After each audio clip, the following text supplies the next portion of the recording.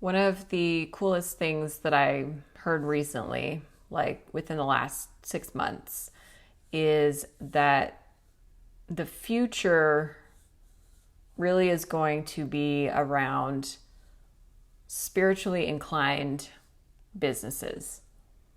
So, coaching businesses, personal growth, any type of business that helps people become more aware, become more powerful, empowered within themselves is going to thrive.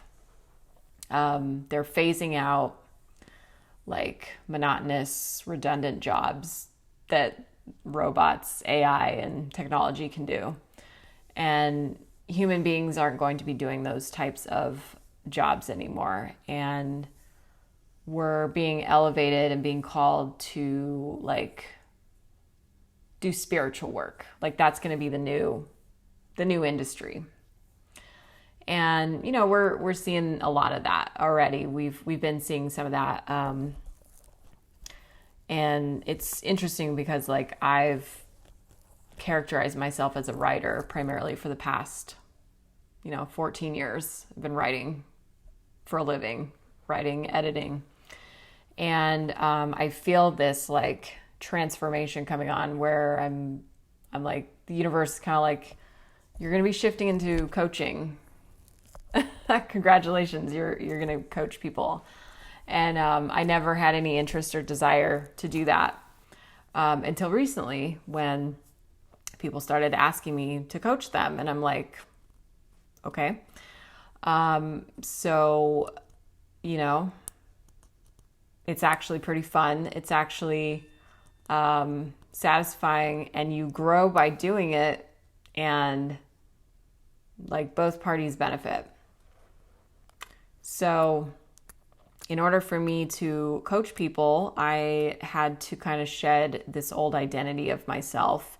And identity is a weird thing. Identity is you see yourself as someone, as something, as characteristics, attributes, and you can change your identity by changing how you see yourself.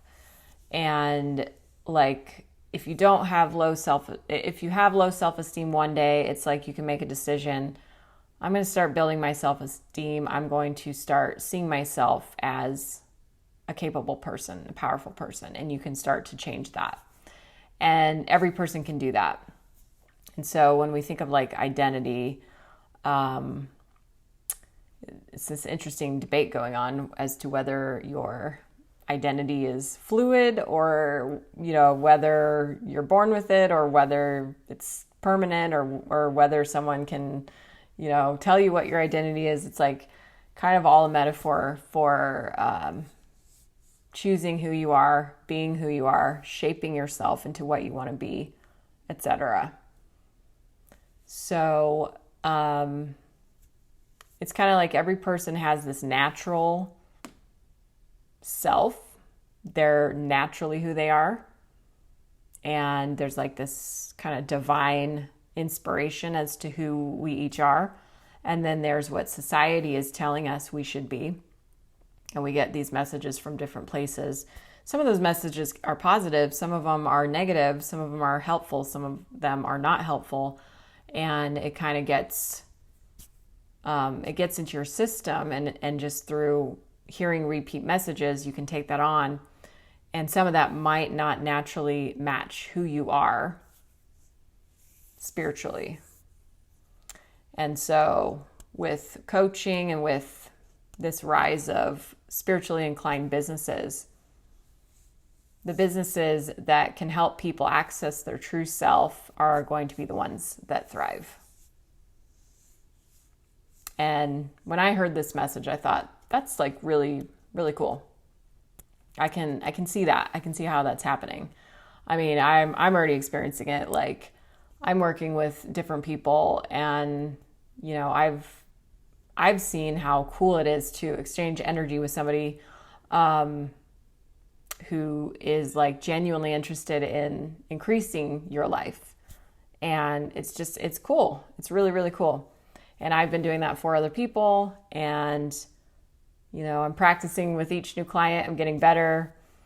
I know that my old self from like 5-10 years ago would have scoffed at all of this and judged it and been like, fuck all that. Like, And I've way grown past that. So it's pretty cool.